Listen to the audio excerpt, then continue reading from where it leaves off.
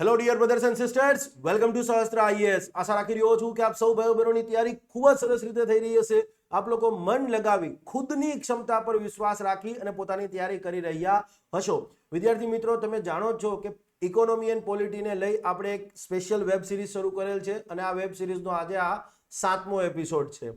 Time table તમને સૌને મળી જ ગયું છે, માટે ખ્યાલ હશે કે રાજકોષીય નીતિ અને નાણાકીય નીતિ આપણે પૂર્ણ કર્યા પછી હવે ભારતીય કર વ્યવસ્થાને લઈ અને ડિસ્કશન કરવાનું છે. ઇન શોર્ટ MCQ સોલ્વ કરવાના છે. ઓકે વિદ્યાર્થી મિત્રો, તમારે જો અગાઉના લેક્ચર જોવા હોય, યસ ટાઈમ ટેબલ જોતું હોય તો એ બધાની માટેની લિંક મેં નીચે ડિસ્ક્રિપ્શન બોક્સમાં આપી દીધી છે. તમે ત્યાંથી એક્સેસ કરી શકો છો. તમારો બધાનો જે પ્રતિભાવ આવી રહ્યો છે આ વેબ સિરીઝને લઈને કે સર મજા આવી રહી છે, તો યસ તમને મજા આવી રહી છે એટલે અમારો સંતોષ છે. મારો એક જ પર્પસ છે કે ગુજરાતમાંથી વિદ્યાર્થીઓ જે ખાસ કરીને આપણા વિદ્યાર્થીઓ જે ક્લાસ 1-2 માટે ડેડિકેટેડલી પ્રિપરેશન કરે છે, યસ તો એ એમનો આ જે સ્કોપ છે એ ક્લાસ 1-2 પૂરતો સીમિત ન રાખે, પરંતુ યુપીએસસીમાં પણ જાય. ક્લિયર છે? આ જ પર્પસ છે અને માટે જ તમને એ લેવલ પરના MCQ જે છે અહીંયા સોલ્વ કરાવવામાં આવે છે. એટલીસ્ટ અમે એવો પ્રયત્ન કરીએ છીએ. ક્લિયર છે? Let's begin the show. Question 1 आपकी स्क्रीन के सामने. ओके, નીચે પૈકીનું કયું અથવા કયા કર વ્યવસ્થાના ઉદ્દેશો હોઈ શકે છે? પર્પઝિસ. કે ભાઈ આપણી પાસેથી સરકાર કર લે છે, યસ, તો એના ઉદ્દેશ્ય શું હોઈ શકે છે? 3 ઉદ્દેશ્ય તમારી સામે લખ્યા છે. પહેલું, વિકાસલક્ષી કાર્યો માટે ફંડની ઉપલબ્ધિ. આ જોતા સાચું લાગે છે અને સાચું પણ છે. યસ, તમે એક વસ્તુ વિચાર કરો, સરકારને આ વિકાસલક્ષી કાર્ય કરવા છે, માનો કે રોડ બનાવવાના હોય, બ્રિજ બનાવવાનો હોય, રેલવે સ્ટેશનનું મોડર્નાઇઝેશન કરવાનું હોય, નવી રેલવે લાઇન બિછાવવાની હોય, એરપોર્ટ બનાવવાના હોય, સી પોર્ટ બનાવવાના હોય, શાળાઓ, કોલેજો, યસ સરકારી શાળાઓ અને સરકારી કોલેજો છે તો એમાં શિક્ષકોને પગાર નહીં આપવાનો થતો. યસ, હોસ્પિટલ્સ જે છે, સરકારી હોસ્પિટલો નથી, આપણે પ્રાઇમરી હેલ્થ કેન્દ્રો નથી, હેલ્થ એન્ડ વેલનેસ સેન્ટર્સ નથી હવે. યસ, તો એ બધું કરવાનું ને. આયુષ્માન ભારત યોજના હેઠળ, મતલબ હવે તો નામ થઈ ગયું છે પ્રધાનમંત્રી જન આરોગ્ય યોજના. યસ, તો એના અંતર્ગત આરોગ્ય વીમો નથી આપતા, તો આ બધા માટે પૈસા તો જોઈએ ને. હવે સરકાર પોતે કોઈ એવો બિઝનેસ તો કરતી નથી કે રોજ એની પાસે રૂપિયા આવ્યા જ રાખે અને સરકારે ખર્ચ કર્યા રાખે. હજુ તો બિઝનેસમાં છે, ચલો જાહેર સાહસોના માધ્યમથી સરકાર બિઝનેસ અંતર્ગત છે, પણ યસ એમાંથી એટલા રૂપિયા બી નથી મળતા કે આટલો મોટો ખર્ચો થઈ શકે. એટલે આટલા મોટા ખર્ચાને પહોંચી વળાય એટલા રૂપિયા તો મળતા નથી. તો હવે પૈસા ક્યાંથી ઊભા કરશે સરકાર? ઇકોનોમીમાંથી. અને એનો મેઇન સરકારની આવકનો મેઇન સોર્સ કયો? ટેક્સેશન. તો આ સ્ટેટમેન્ટ, આ ઉદ્દેશ્ય સાચો જણાય છે. ઓકે, આવકની અસમાનતા નાબૂદ કરવી. હવે અહીંયા એક વસ્તુ વિચાર કરો, આ જોતા તમને બધાને સાચું લાગે કે ભાઈ હા સાહેબ આવકની અસમાનતા ટેક્સના માધ્યમથી પણ નાબૂદ નહીં થાય, ઓછી થશે. યસ, કે ભાઈ 5 લાખ સુધી ચલો કોઈ ટેક્સ નથી જૂની વ્યવસ્થા મુજબ, પછી સ્ટેપ બાય સ્ટેપ લાગે છે, પછી 50 લાખથી વધારે હોય 1 કરોડ સુધી તો સરચાર્જ લાગે, 1 કરોડથી વધારે હોય તો થોડોક હાયર સરચાર્જ લાગે છે. ઓકે, પણ એક વસ્તુ વિચાર કરો, આવકની અસમાનતા નાબૂદ આ ક્યારેય શક્ય નથી. આ વસ્તુ આવકની અસમાનતા નાબૂદ કરવી એ ક્યારેય શક્ય નથી. ક્યારેય શક્ય નથી. ઇવન રામ રાજ્યમાં પણ નથી. રામ રાજ્યની કલ્પના કરો, બરાબર છે, તો પણ તમે ત્યાં જોશો કે ભાઈ એક વર્ગ હતો, કે એક વર્કર્સ હતા, પછી શેઠ હતા, ક્લિયર છે, પ્રધાનો હતા રાજા રામના, અને પોતે રાજા હતા. બધાની આવકનો તો યસ, આવકની અસમાનતા નાબૂદ કરવી ક્યારે શક્ય નથી. ઓછી કરી શકાય, ઓછી કરી શકાય. યસ, અને અહીંયા મેં તમને કોર્સમાં કીધું છે કઈ રીતે, તો કે સુવિધાઓના સર્જનથી, અને આપણે ડિટેલમાં સમજી ચૂક્યા. તો આવકની અસમાનતા ક્યારેય નાબૂદ નથી થઈ શકતી. જો એવું લખ્યું હોત કે આવકની અસમાનતા ઓછી કરવા, તો યસ એ સાચું થાત, પણ આ આવશે નહીં. હવે 2 ક્યાં છે? ઓકે, એ બધા જોઈ લો. મતલબ એ પણ નહીં, બી પણ નહીં અને ડી પણ નહીં. તો આન્સર તમારો શું થઈ જશે? સી. યસ, ઘરેલુ ઉદ્યોગને પ્રોત્સાહન અને રક્ષણ આપવા માટે. હવે આ કઈ પ્રોત્સાહન એટલે શું? તો સિમ્પલી આપણે સરકાર જોઈએ છીએ કે ભાઈ સ્પેશિયલ ઇકોનોમિક ઝોન બનાવ્યા છે અને ત્યાં ટેક્સમાં એમને રાહતો આપી છે. યસ, માનો કે ઇલેક્ટ્રિસિટી ડ્યુટી છે તો એમાં રાહત આપી છે. ડ્યુટી એક પ્રકારનો કર જ થયો ને. રાજ્ય સરકારો પોતાના રાજ્યમાં ઉદ્યોગો વધુ ને વધુ મૂડી રોકાણ કરે, ક્લિયર છે, મોટી મોટી કંપનીઓ વધુ ને વધુ મોટી કંપનીઓ પોતાના રાજ્યમાં પ્લાન્ટ મેન્યુફેક્ચરિંગ પ્લાન્ટ નાખે તો સરકાર એમને ઇલેક્ટ્રિસિટી ડ્યુટીમાં રાહત આપતી હોય છે. યસ, પહેલા તો માનો કે જીએસટી પહેલા વેટ આવતું હતું તો વેટમાં પણ કંઈક રાહત આપતી સરકાર, ક્લિયર છે. યસ, તો ઘરેલું ઉદ્યોગોને માનો કે લેટ સે ફોર એક્ઝામ્પલ ભારત સરકારે મેન્યુફેક્ચરિંગ માટે એક સ્કીમ શરૂ કરેલી હતી અને એના અંતર્ગત એમને કીધું હતું કે આટલાથી આટલા ટાઈમ ફ્રેમમાં કોઈ નવા મેન્યુફેક્ચરિંગના એકમ નાખશે અને આટલી સમય મર્યાદામાં જો પ્રોડક્શન સ્ટાર્ટ કરી દેશે, ક્લિયર છે, તો યસ એમને કોર્પોરેટ ટેક્સ છે એ આટલો ઓછો આવશે. ટેક્સમાં રાહત આપી ને, તો યસ ટેક્સમાં રાહત આપશે એટલે વધુ ને વધુ ઉદ્યોગો પ્રોત્સાહિત થશે કે હા ભાઈ અમે અહીંયા રોકાણ કરીએ. અને કદાચ ચલો તમને જૂનું યાદ ના હોય તો અત્યારનું એક લેટેસ્ટ છે PLI scheme, production linked incentive scheme. વધુ ને વધુ ઉત્પાદન કરો અને તમે જે કંઈ પણ બરાબર છે ટેક્સ ચૂકવશો, બરાબર છે, પ્રોડક્શનમાં ચૂકવવાનો થતો હોય એવો, ક્લિયર છે, તો એ તમને સરકાર રિફંડ કરી દેશે અથવા નેક્સ્ટ ટેક્સ જે છે એમાં ક્રેડિટ આપશે. તો અલ્ટિમેટલી ઘરેલું ઉદ્યોગોને પ્રોત્સાહન આપવા માટે ટેક્સ થાય છે. ઘરેલું ઉદ્યોગોને રક્ષણ આપવા માટે પણ ટેક્સનો ઉપયોગ થાય છે. માનો કે લેટ સે ફોર એક્ઝામ્પલ આજે આપણે જોઈએ છે કે ચાઇના છે તો ત્યાં માલ સસ્તો બને છે. હવે તમારા મગજમાં જો એવો ખ્યાલ હોય કે ચાઇનામાં માલ સસ્તો બને છે મતલબ કે ભાઈ ચાઇનાનો માલ ડુપ્લિકેટ હોય છે, યસ એ સાચું પણ છે, ખોટું નથી, ખોટું જેવું નથી કહેતો, સાચું છે, પણ યસ સામે ચાઇનામાં ક્વોલિટી વાળો માલ પણ બને છે અને એના માટે ચાઇનાએ કરેલા આર્થિક સુધારા જ જવાબદાર છે. મતલબ એ વસ્તુ એવું નથી કે ભાઈ ચાઇનાનો માલ સસ્તો છે મતલબ ખરાબ છે. યુરોપના બજારોમાં અને ઇવન અમેરિકાના બજારોમાં પણ ચાઇનીઝ માલ જ જાય છે, પણ ત્યાંની સરકારો એટલી સ્ટ્રોંગ છે કે ભાઈ જેવો તેવો માલ મોકલો એટલે નહીં મેળાવે. આપણે અહીંયા થોડુંક ચાલી જાય છે. ઓકે, તો હવે પ્રશ્ન એ થાય કે ચાઇનામાં માલ સસ્તો બને છે તો સ્વાભાવિક છે કે ચાઇના માલ સસ્તો વેચશે.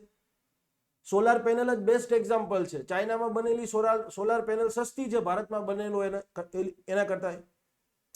તો હવે જે સોલાર પાર્ક નાખવામાં આવે છે, બરાબર છે, તો એ સ્વાભાવિક છે કે સોલાર પેનલો ક્યાંથી ખરીદશે? ચાઇનાથી.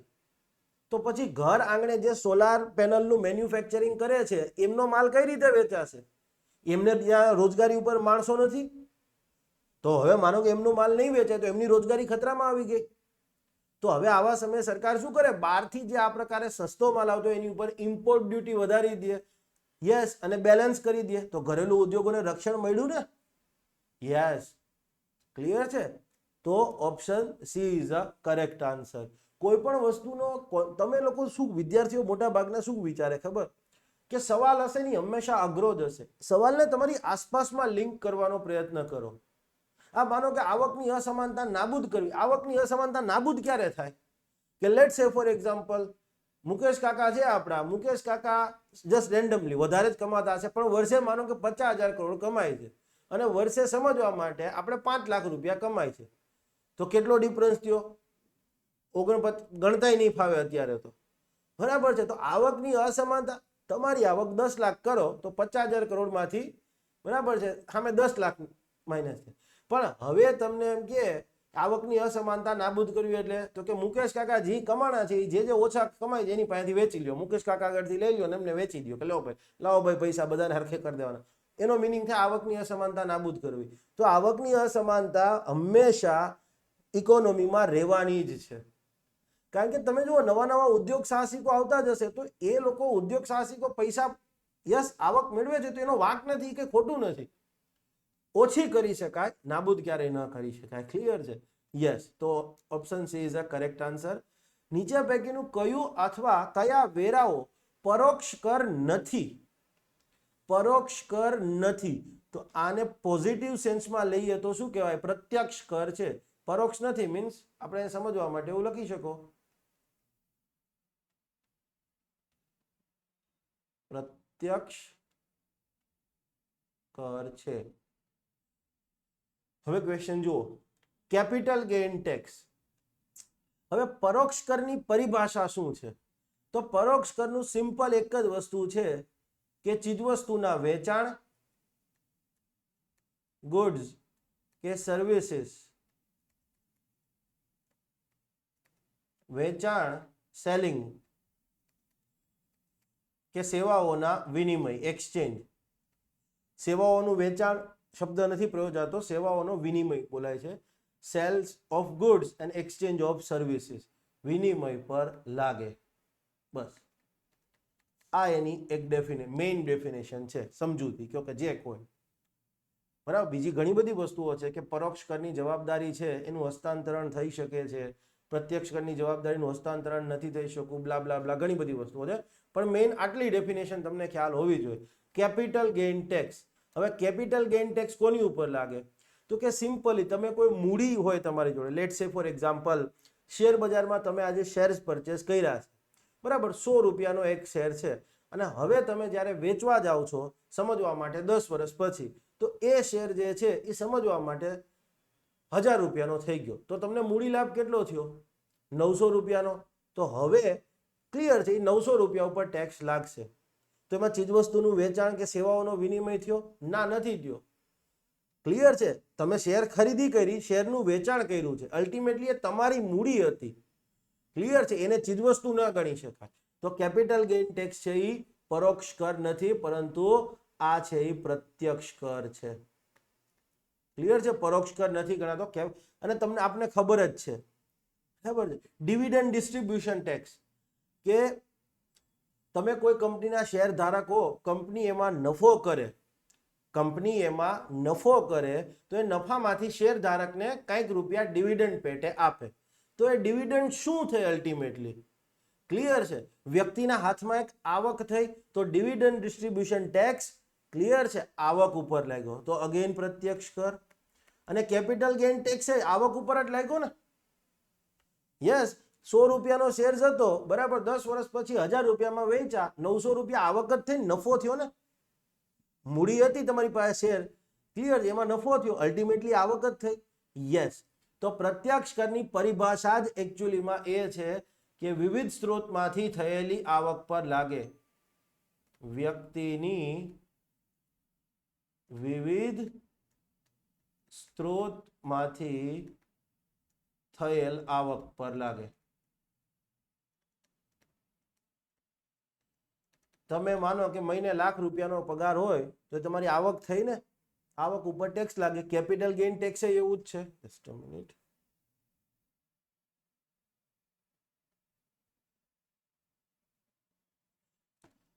Okay. Alternate minimum tax. Alternate minimum tax પણ એક પ્રકારનો પ્રત્યક્ષ કર જ છે. મેં એના વિશે ડિટેલમાં તમને સમજાવેલું જ છે લેક્ચરની અંદર, કે કેટલીક કંપનીઓ શું કરતી હતી. ક્લિયર છે. ઇન્કમ ટેક્સ એક્ટ હેઠળ, ક્લિયર છે, જે બેલેન્સ શીટ બનાવે, કે જેના આધારે એને સરકારને કોર્પોરેટ ટેક્સ ચૂકવવાનો હોય. ઇન્કમ ટેક્સ એક્ટ હેઠળ, ક્લિયર છે, જે બેલેન્સ શીટ બનાવે, કે જેના એમાં જે કંઈ પણ નફો ખોટ આવશે, ક્લિયર છે, એની ઉપર એને ટેક્સ ચૂકવવાનો થશે. તો એમાં કંપની ખોટ કરતી બતાવે. પોતાની જાતને કંપની શું કહેશે કે ભાઈ અમે તો ખોટ કરીએ છીએ. ઓકે. પણ સામે અને નાણાં મંત્રાલયને સબમિટ કરી દે, એટલે એને કોર્પોરેટ ટેક્સ ભરવાનો નહીં થાય.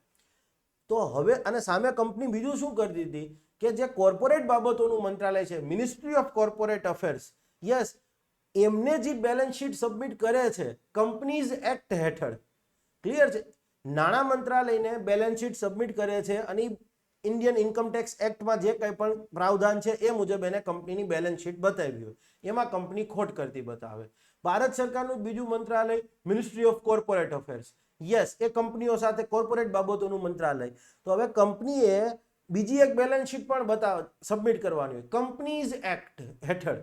હવે કંપનીઝ એક્ટ હેઠળ કંપની શું કરે છે, એ બેલેન્સ શીટમાં પોતાને નફો કરતી બતાવે, યસ, શેરધારકોને ડિવિડન્ડ આપતી એ બતાવે. તો ભારત સરકારે કીધું કે બે મંત્રાલય અમારા જ છે. એક મંત્રાલયમાં તમે બેલેન્સ શીટ આપી, એમાં કીધું કે આમાં ખોટ કરીએ છીએ. બીજા મંત્રાલયમાં બેલેન્સ શીટ આપો, ત્યાં તો એમ કે અમે નફો કરીએ છીએ, શેરધારકોને ડિવિડન્ડ આપીએ છીએ. તો કે આ ચાલે નહીં. ક્લિયર છે. તો ફાઇનલી કીધું કે તમારે એટલીસ્ટ કંઈક તો ટેક્સ ચૂકવવો જ પડશે. ક્લિયર છે. તો એ ટેક્સનું નામ આવ્યું કોર્પોરેટ ટેક્સ. અને કોર્પોરેટ ટેક્સ નથી ચૂકવતા તો તમારે કંઈક બીજો વૈકલ્પિક અલ્ટરનેટ ટેક્સ ચૂકવવો પડશે, ઓછામાં ઓછો કંઈક બીજો ટેક્સ ચૂકવવો પડશે, અને એનું નામ આવ્યું alternate minimum tax, minimum alternate tax. બરાબર છે. કંપની જે તે કંપનીએ કંપનીઝ એક્ટ હેઠળ જે કંઈ પણ પ્રોફિટ બતાવ્યો હોય, બુક પ્રોફિટ, એ બુક પ્રોફિટના ક્લિયર છે એક પર્સન્ટેજ જે છે એ તમારે ચૂકવી દેવાનો હોય. પહેલા 18 હતો, હવે આઈ થિંક 15 છે. ક્લિયર છે. પણ અલ્ટિમેટલી એ શેની ઉપર થયો? કંપનીની આવક ઉપર જ આવ્યો ને. ડિવિડન્ડ ડિસ્ટ્રીબ્યુશન ટેક્સ વ્યક્તિની આવક ઉપર, કેપિટલ ગેઇન ટેક્સ અગેન આવક પર, અને અલ્ટરનેટ મિનિમમ ટેક્સ અગેન આવક ઉપર. તો પરોક્ષ કર નથી. આન્સર તમારો થશે ડી. અને મેં તમને કોર્સમાં કીધું જ છે કે ભાઈ ડાયરેક્ટ ટેક્સ છે ને એ 6 છે. બરાબર. પર્સનલ ઇન્કમ ટેક્સ હું તમે બધા ચૂકવીએ એ, કોર્પોરેટ ટેક્સ કંપનીઓ ચૂકવે, જે કંપનીઓ કોર્પોરેટ ટેક્સ નથી ચૂકવતી એમના માટે મિનિમમ અલ્ટરનેટ ટેક્સ અથવા અલ્ટરનેટ મિનિમમ ટેક્સ છે. યસ. પછી capital gain tax, dividend distribution tax, અને એક છે સિક્યુરિટી ટ્રાન્ઝેક્શન ટેક્સ. આવશે આગળ, એનો ક્વેશ્ચન છે. ક્લિયર છે? માટે હું એને નહીં સમજાવું. Okay, next. પ્રત્યક્ષ કરના અનુસંધાનમાં નીચે પૈકીના કેટલા વિધાનો ખોટા છે? કેટલા વિધાનો? આવો ક્વેશ્ચનમાં આપણે પેલો ચીટ કોડ નહીં વાપરી શકીએ. ક્લિયર છે? તો હવે તો આપણે ખબર જ હોવી જોઈએ, અને આવા ક્વેશ્ચન બહુ ડેન્જર છે. ક્લિયર છે? ઓકે. શું છે? તો કે ભાઈ પ્રત્યક્ષ કર વ્યક્તિની વિવિધ સ્ત્રોતમાંથી થયેલી આવક પર વસૂલવામાં આવે છે. આ બે બહુ ફંડામેન્ટલ સ્ટેટમેન્ટ છે. પ્રત્યક્ષ કર વ્યક્તિને વિવિધ સ્ત્રોતમાંથી જે આવક થઈ એના ઉપર લાગે. પરોક્ષ કર તો કે ચીજવસ્તુનું વેચાણ, સેવાઓના વિનિમય પર લાગે. આ સ્ટેટમેન્ટ યાદ રાખવાનું છે. તો વ્યક્તિની વિવિધ સ્ત્રોતમાંથી થયેલી આવક પર પ્રત્યક્ષ કર વસૂલવામાં આવે છે. આ સ્ટેટમેન્ટ સાચું છે. આપણે તો ખોટા પૂછ્યા છે. ઓકે. પ્રત્યક્ષ કરની ચૂકવણીની જવાબદારીનું હસ્તાંતરણ થઈ શકે છે. કર ચૂકવણીની જવાબદારી, tax liability, tax payment liability. શું છે આ સમજાવું છું. સ્પેલિંગ મિસ્ટેક છે.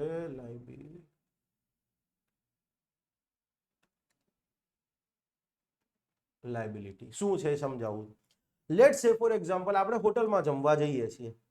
તો હોટલમાં જે કંઈ પણ આપણે જમીએ છીએ અને એ હોટલ માનો કે કમ્પોઝિશન સ્કીમ હેઠળ નથી, જીએસટી હેઠળની જે કમ્પોઝિશન સ્કીમ છે, ઉચ્ચક વેરા યોજના, એની હેઠળ નથી, તો બિલમાં આપણે જીએસટી એડ થઈને આવે છે. 5% જીએસટી એડ થઈને આવે છે. એ તમને બધાને ખ્યાલ હશે. અગાઉ જીએસટી પહેલા ક્લિયર છે સર્વિસ ટેક્સ એડ થઈને આવતો હતો. સરકારે કોની ઉપર લગાડ્યો? એ જે તે હોટલ ઉપર, કે ભાઈ તમે ફૂડ કેટરિંગની જે સેવા આપો છો, સર્વિસ આપો છો, તો એની ઉપર આટલો ટેક્સ જે છે એ લાગશે. સરકારે કોની ઉપર લગાડ્યો? અગાઉનો સર્વિસ ટેક્સ અથવા હાલનો જીએસટી, તો કે જે તે હોટલવાળા પર. હોટલવાળાએ કોની ઉપર લગાડ્યો? અગેન જે લોકો એની પાસે ભોજન માટે આવ્યા એની ઉપર લગાડ્યો. તો જે કર ચૂકવવાની જવાબદારી હતી એ એક વ્યક્તિ ઉપર હતી, એને એની જવાબદારી બીજા ઉપર લગાવી દીધી. ક્લિયર છે? તો એ જવાબદારીનું હસ્તાંતરણ થઈ શકે. પરોક્ષ કરની જવાબદારીનું હસ્તાંતરણ થઈ શકે. પ્રત્યક્ષ કરની જે ચૂકવણીની જવાબદારી છે એનું હસ્તાંતરણ ન થઈ શકે. લેટ્સ સે ફોર એક્ઝામ્પલ તમારા મમ્મી અથવા પપ્પા, મેજોરિટી કેસમાં પપ્પા, તમારા નામથી માનો કે કંઈ બિઝનેસ કરતા હશે, તો એ ઇન્કમ ટેક્સ રિટર્ન તમારા નામથી અલગ જ ભરાતું હશે. એવું નહીં કે આ મારો દીકરો છે, આ મારી ધર્મપત્ની છે, તો યસ એની આવક એ મારા જ ઇન્કમ ટેક્સ રિટર્નમાં. ના. ક્લિયર છે? તમારા ફાધર, એમના નામનો બિઝનેસ હશે, એમનું એક આઈટી રિટર્ન અલગથી જતું હશે, તમારા નામથી, તમારા મમ્મીના નામથી, ભાઈ બહેનના નામથી, જેટલા અલગ અલગ પરિવારના સભ્યોના નામથી બિઝનેસ થતો હશે, બધાનું આઈટી રિટર્ન જતું હશે. ક્લિયર છે? કારણ કે એની જવાબદારીનું હસ્તાંતરણ થઈ શકતું નથી. બબીતાજીનો ટેક્સ બબીતાજીએ જ ચૂકવવો પડશે, જેઠાલાલ ચૂકવી શકશે નહીં. હા, જેઠાલાલ એમ કહી શકે કે લો બબીતાજી ભરી દો આ ટેક્સ, પણ રિટર્ન તો બબીતાજીના નામથી જ જશે. તો હસ્તાંતરણ થઈ શકે છે? નો. ક્લિયર છે? આ સ્ટેટમેન્ટ ખોટું છે. ઓકે.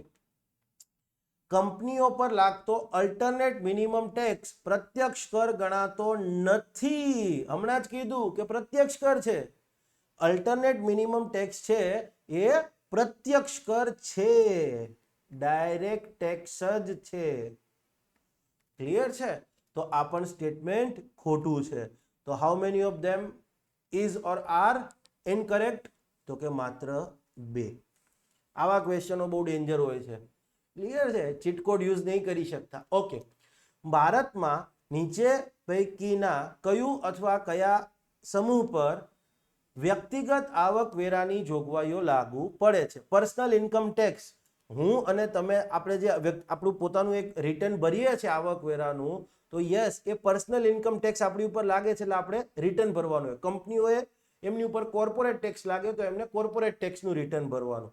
પણ હવે એક વસ્તુને ધ્યાન રાખજો, હું લખી રાખું, લગભગ તમારા કઈ સાહેબોએ તમને નહીં કીધી હોય, બરાબર છે, મેજોરિટી કેસમાં વ્યક્તિગત આવક વેરો એ વ્યક્તિ પર તો લાગે જ છે, મારા તમારા જેવા વ્યક્તિઓ પર લાગે જ છે. વ્યક્તિ, ઇન્ડિવિજ્યુઅલ.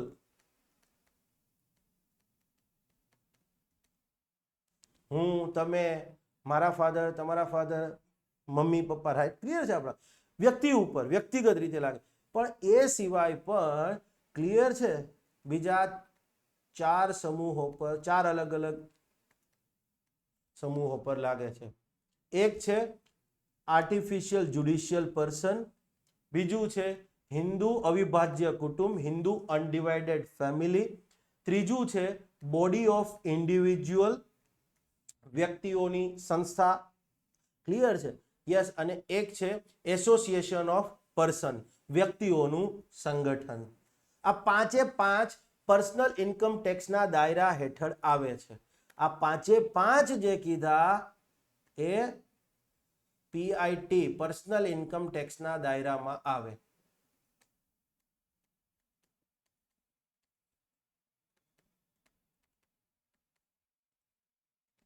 અથવા તો એમ કહી શકાય, મોર પ્રિસાઇઝ શબ્દ આ છે કે પર્સનલ ઇન્કમ ટેક્સની જોગવાઈઓ લાગુ પડે છે. તો જુઓ તમારી સામે છે artificial judicial person, yes. Hindu અવિભાજ્ય કુટુંબ, again yes. Association of person, વ્યક્તિઓનું સંગઠન, અગેન યસ. તો answer would be D. Clear છે? ઓકે. સારો ક્વેશ્ચન છે એકદમ. કહેવાય આ કેપિટલ ગેઇન ટેક્સ આ વખતે બજેટમાં બહુ ચર્ચામાં રહ્યું છે, તમને ખબર છે. કેપિટલ ગેઇન ટેક્સ, બરાબર, બજેટ, ખાસ કરીને રિયલ એસ્ટેટના કેસમાં 2024-25ના બજેટમાં બહુ ચર્ચામાં રહ્યું છે અને સરકારે એ જોગવાઈ હટાવવી પડી છે. યસ. અહીંયા કહેવાનો મિનિંગ એ છે કે આવા ન્યૂઝ પોલિટિકલ હોય છે કે જુઓ ભાઈ વિપક્ષે સરકાર ઉપર દબાણ રાખ્યું, બરાબર છે, અને માટે સરકારે કેપિટલ ગેઇન ટેક્સની જોગવાઈઓમાં બદલાવ કર્યો. ઓકે, માની ગયા. પણ આપણે એ રાજકારણમાં નથી જોવાનું, આપણે એ જોવાનું છે કે ત્યાંથી આપણે શું કામનું છે. તો હવે પૂછ્યું છે કે આર્થિક વ્યવહારમાં કેપિટલ ગેઇન ટેક્સ લાંબા ગાળાનો લાગુ થશે કે ટૂંકા ગાળાનો કેપિટલ ગેઇન ટેક્સ લાગુ થશે? કેપિટલ ગેઇન ટેક્સ છે એ 2 પ્રકારનો હોય, long term capital gain tax અને short term capital gain tax. તો એ લાંબા ગાળાનો છે કે ટૂંકા ગાળાનો લાગુ થશે એનો આધાર નીચે પૈકીની કઈ અથવા તો કઈ બાબતો પર રહેલો છે. ક્લિયર છે? બહુ આ ફેક્ચ્યુઅલ ક્વેશ્ચન છે પણ મને ઇમ્પોર્ટન્ટ લાગે છે. મૂડીનો પ્રકાર, મતલબ મૂડી શું છે? જે મૂડી છે એ કઈ છે? શેર છે, રિયલ શેર છે, કે પછી મ્યુચ્યુઅલ ફંડ છે, માનો કે લેટ્સ સે ફોર એક્ઝામ્પલ ગોલ્ડ જ્વેલરી છે, સોનું, જ્વેલરી. ક્લિયર છે? રિયલ એસ્ટેટ,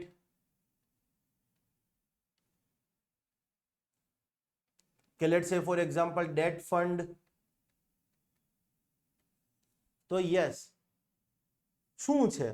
ઓકે, આર્થિક લાભ મતલબ કેટલા રૂપિયાનો લાભ થયો, કેટલા ખરીદી અને વેચાણમાં કેટલા રૂપિયાનો લાભ થયો, ખરીદી અને વેચાણમાં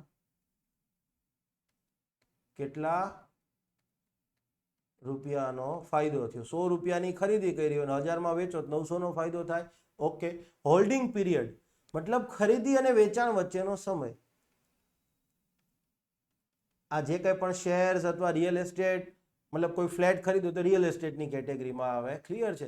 ખેતી લાયક જમીન પાછી રિયલ એસ્ટેટ નથી. યાદ રાખજો, ભારતમાં ખેતી લાયક જમીનની ખરીદી કરો, વેચાણ કરો, 50 કરોડનો પ્રોફિટ થાય તો પણ એમાં કેપિટલ ગેઇન ટેક્સ નહીં લાગે. પણ ખેતીવાળી જમીન હોવી જોઈએ, બિનખેતી થયેલી નહીં. પાછી ખરીદી અને વેચાણ વચ્ચેનો સમયગાળો.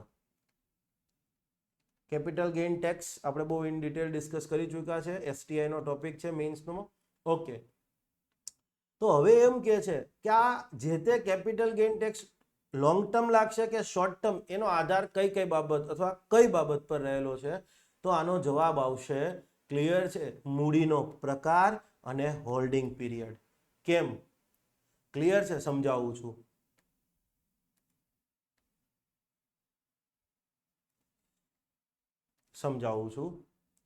અહીંયા હું લખીશ 1, 2 અને 3. હવે સમજાઈ જશે. માનો કે આજે તમે શેર્સ ખરીદેલા હોય, શેર્સ કે equity base mutual fund, share આધારિત મ્યુચ્યુઅલ ફંડ, તો એમાં 1 વર્ષનો સમયગાળો છે. શું કહેવા માટેનો? કે ભાઈ શેર્સની ખરીદી કરી હોય અને પછી વેચાણ કરો, શેરની ખરીદી એન્ડ વેચાણ વચ્ચેનો સમયગાળો જો 1 વર્ષથી ઓછો હોય, લેસ ધન 1 યર હોય, તો short term capital gain tax લાગે. અને જો 1 વર્ષથી વધારે હોય તો long term capital gain tax લાગે. ક્લિયર છે? એ જ રીતે માનો કે ડેટ ફંડની વાત કરો. ડેટ ફંડ શું છે મેં સમજાવી દીધું છે. ક્લિયર છે? ફાઇનાન્શિયલ માર્કેટના લેક્ચરની અંદર એના કેસમાં આ વસ્તુ 3 વર્ષ છે કે ભાઈ ખરીદી એન્ડ વેચાણ, ખરીદી કરી, ડેટ ફંડની ખરીદી કરી અને પછી ડેટ ફંડ એટલે માનો કે બોન્ડ છે એ ડેટ ફંડનું એક્ઝામ્પલ છે.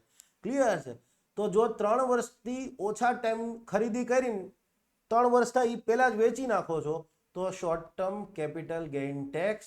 અને જો ખરીદી અને વેચાણ વચ્ચેનો સમયગાળો 3 વર્ષથી વધુનો હોય તો long term capital gain tax લાગે. બંનેના રેટ અલગ અલગ. આપણે શું પૂછ્યું છે? શોર્ટ ટર્મ લાગશે કે લોંગ ટર્મ? એ શેના ઉપર નક્કી થાય? તો કે એ પહેલા તો મૂડીનો પ્રકાર જોવાનો ને, મૂડી વાઇઝ અલગ અલગ છે. આ મૂડીનો પ્રકાર થયો, મૂડીનો પ્રકાર, અને મૂડીનો પ્રકાર છે પછી નક્કી થયું હોલ્ડિંગ પીરિયડ. કેટલા સમય માટે મૂડી તમારા હાથમાં રહે, હોલ્ડ કરી, હોલ્ડિંગ પીરિયડ. કે ભાઈ 1 વર્ષથી શેર હતા પછી નક્કી થયું કે હોલ્ડિંગ પીરિયડ 1 વર્ષનો છે, એટલે 1 વર્ષથી ઓછો છે કે 1 વર્ષથી વધારે. ખાલી શેર્સ છે, ડેટ ફંડ છે એ નક્કી નહીં. શેર્સ છે તો પછી જોવાનું કે ખરીદી અને વેચાણ વચ્ચેનો સમયગાળો કેટલો, 1 વર્ષથી ઓછો છે, ઓકે તો શોર્ટ ટર્મ, 1 વર્ષથી વધારે છે તો લોંગ ટર્મ. તો આનો જવાબ આવશે એકચ્યુઅલીમાં આ બંને છે, તો આન્સર આવશે. ક્લિયર છે? યસ. સિક્યુરિટી ટ્રાન્ઝેક્શન ટેક્સના અનુસંધાનમાં નીચે પૈકીનું કયું અથવા કયા વિધાન સાચા છે? સિક્યુરિટી ટ્રાન્ઝેક્શન ટેક્સને સ્ટોક માર્કેટમાં કેપિટલ ગેઇન ટેક્સની ચોરી થતી અટકાવવાના ઉદ્દેશ્ય સાથે લાગુ કરવામાં આવ્યો હતો. આ સ્ટેટમેન્ટ સાચું છે. સિક્યુરિટી ટ્રાન્ઝેક્શન ટેક્સ લાગુ કરવા પાછળનું કારણ જ આ હતું કે એકચ્યુઅલી લોકો શું કરતા હતા, શેર્સ ખરીદી કરે, સરકારે કીધું હતું કે ભાઈ તમે શેર્સની ખરીદી કરો, વેચો, ત્યારે નફો થાય તો એની ઉપર મૂડી લાભ કર, કેપિટલ ગેઇન ટેક્સ લાગશે. હવે લોકો શું કરતા હતા, એવું કહેતા હતા કે ભાઈ અમે ખરીદી છે ને એ આટલા ટાઈમ પહેલા જ કરી હતી, વધારે ટેક્સ ન ચૂકવવો પડે. માનો કે એને 2010માં ખરીદા હોય ને 2024માં, જસ્ટ ઉદાહરણ આપી રહ્યો છું, 2010માં ખરીદા હોય 2024માં વેચવાના હોય, તો હવે કેપિટલ ગેઇન ટેક્સની ચોરી કરવી શું કરે કે ના ના અમે તો 2020માં જ ખરીદેલા હતા, કોઈ રેકોર્ડ હતો નહીં એવો. તો કેપિટલ ગેઇન ટેક્સમાં લોકો બહુ ચોરી કરતા હતા. માટે સરકારે શું કીધું, તમે જ્યારે શેર્સની ખરીદી કરશો ત્યારે 0.01%નો ટેક્સ લાગશે અને વેચશો ત્યારે 0.01%નો ટેક્સ લાગશે. એટલે જેથી ખરીદી કરી તેથી ટેક્સ લાગી ગયો, એટલે સરકારના ચોપડે નોંધ પડી ગઈ. જેથી વેચાણ કરો છો ત્યારે શેર સરકારના ચોપડે નોંધ પડી ગઈ કે આ વેચાણ થઈ ગયું, ટેક્સ લાગ્યો. એટલે ક્લિયર છે? યસ. અને મ્યુચ્યુઅલ ફંડના કેસમાં તો 0.001% લાગે. સરકારને એમાં ટેક્સમાં કોઈ ફરક નથી. સિક્યુરિટી ટ્રાન્ઝેક્શન ટેક્સમાંથી આવકનો કોઈ મેઇન વાત નથી. મેઇન તો શું છે, કેદી ખરીદી કરીને કેદી વેચાણ કર્યું કે જેથી નક્કી થાય કે વાસ્તવમાં કેપિટલ ગેઇન ટેક્સ કેટલો થયો. ખ્યાલ આવ્યો? યસ, કેપિટલ ગેઇન ટેક્સમાં ચોરી થતી હતી ને એને અટકાવવા ઉદ્દેશ્ય સાથે જ એસએસટી જે છે એ લાગુ કર્યો હતો. આ સાચું છે સ્ટેટમેન્ટ. લિસ્ટેડ થયેલી કંપનીઓના શેર્સની ખરીદી અને વેચાણના કિસ્સામાં એસએસટી લાગે છે. યસ, શેર્સમાં લિસ્ટેડ કંપનીઓ એના શેર્સની ખરીદીમાં જ એસએસટી લાગે, એટલે આ સાચું છે. બરાબર છે. તો answer would be C. Okay. GST પૂર્વેની નેક્સ્ટ ક્વેશ્ચન, જીએસટી પૂર્વેની પરોક્ષ કર વ્યવસ્થા ઇનડાયરેક્ટ ટેક્સ રિજીમ અથવા સિસ્ટમ ના અનુસંધાનમાં નીચે પૈકીનું કયું અથવા કયા વિધાન સાચા છે? બરાબર છે. પ્રી જીએસટી સિસ્ટમ, જીએસટી લાગુ થયું એ પહેલાની સિસ્ટમનું પૂછ્યું છે. બે સ્ટેટમેન્ટ આપ્યા છે, કયું અથવા કયા સાચા છે. સ્ટેટમેન્ટ 1, ચીજવસ્તુઓના ઉત્પાદન અને વેચાણ પર અનુક્રમે સંઘ સરકાર અને રાજ્ય સરકાર કર વસૂલતી હતી. ક્લિયર છે? ઉત્પાદન અને વેચાણ પર, પણ આ શબ્દ પ્રયોગ થયો છે અનુક્રમે. યસ, સંઘ સરકાર અને રાજ્ય સરકાર જે છે એ કર વસૂલતી હતી. આ સ્ટેટમેન્ટ સાચું છે. કેમ? તો કે સંઘ સરકાર છે એ ચીજવસ્તુઓના ઉત્પાદન પર સેન્ટ્રલ એક્સાઇઝ ડ્યુટી, કેન્દ્રીય ઉત્પાદન વેરો વસૂલતી હતી. અને યસ, ચીજવસ્તુના વેચાણની વાત કરો તો ચીજવસ્તુના વેચાણ ઉપર રાજ્ય સરકાર છે એ વેટ વસૂલતી હતી. સ્ટેટ વેટ, રાજ્ય વેચાણ, પેલા સેલ ટેક્સ હતો, સ્ટેટ સેલ્સ ટેક્સ, રાજ્ય વેચાણ વેરો. પણ આર્થિક સુધારણા આપણે કરમાં કર્યા હતા. ક્લિયર છે? યસ, અને રાજ્યોને કીધું કે તમે તમારો વેચાણ વેરો વેટ મોડેલ પર લેતા થાવ. ફાઇનલી એ લોકો વેટ મોડેલ પર લેતા થયા એટલે એસએસટી, સ્ટેટ સેલ્સ ટેક્સમાંથી સ્ટેટ વેટ બની ગયો, અથવા તો સિમ્પલી એને આપણે વેટ કહેતા હતા. ક્લિયર છે? Yes, value added tax. તો આ સ્ટેટમેન્ટ સાચું છે. સેવાઓના વિનિમય પર વેરો વસૂલવાની સત્તા માત્ર સંઘને જ હતી. યસ, સર્વિસીસ હતી એના ઉપર સર્વિસ ટેક્સ કોણ લેતું? કેન્દ્ર સરકાર લેતી. 14%, કોઈ વાર 13 થઈ ગયો હોય, 15 થઈ જતો, સર્વિસ ટેક્સ. યસ, તો આનો જવાબ સી. અને તમને હું એક વસ્તુ કહી દઉં કે જીએસટી કોઈને સમજવું હોય, ક્લિયર છે, જીએસટી કોઈને સમજવું હોય તો એકચ્યુઅલીમાં જીએસટીની પહેલા શું હતું એ સમજવું બહુ જરૂરી છે. મેં લેક્ચરની અંદર જ્યારે જીએસટી સમજાવ્યું તો લગભગ અમે 6-1 કલાકનું જીએસટી ભણ્યા હશું. 6-6.5 કલાકનું જીએસટી હશે, એમાં 2.5 કલાક જેટલું તો જીએસટી પહેલાની જ વાત હતી. 2.5 ને 3 કલાક કીધો તો બી ચાલશે. ક્લિયર છે? યસ. અને જીએસટી પૂર્વેની વ્યવસ્થા કીધું છે. તો યસ, સેવાઓના વિનિમય પર વેરો વસૂલવાની સત્તા માત્ર સંઘને જ હતી. Statement she is sorry, answer she is, option she is correct. Okay. ભારતમાં જીએસટી પૂર્વેની પરોક્ષ કર વ્યવસ્થામાં રાજ્યોને તેમનો વેચાણ વેરો વેટ મોડેલ પર, મેં કીધું ને, રાજ્યો એમનો વેચાણ વેરો સ્ટેટ સેલ્સ ટેક્સ જે છે, સ્ટેટ સેલ્સ ટેક્સ એ નોન વેટ મોડેલ પર લેતા હતા. વેટ મોડેલ નોન વેટ મોડેલનો ડિફરન્સ શું છે આપણે બહુ ડિટેલમાં સમજી ચૂક્યા છીએ.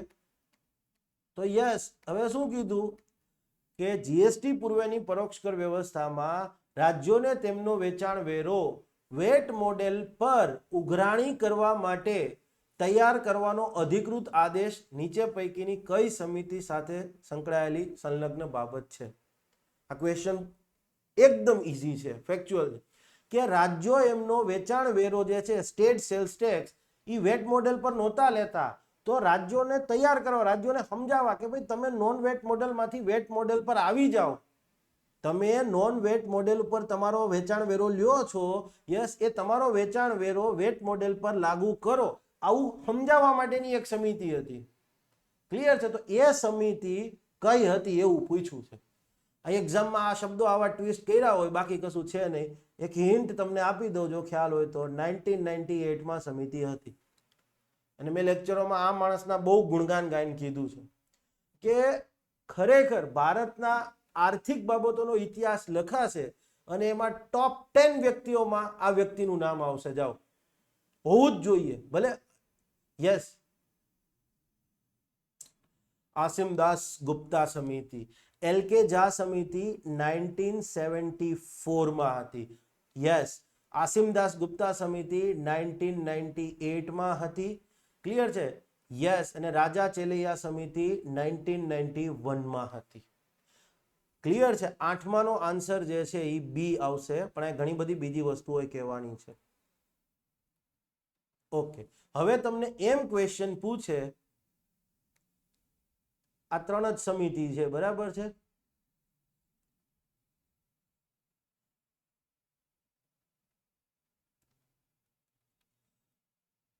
કઈ સમિતિ કે સમિતિઓ કર સુધારણા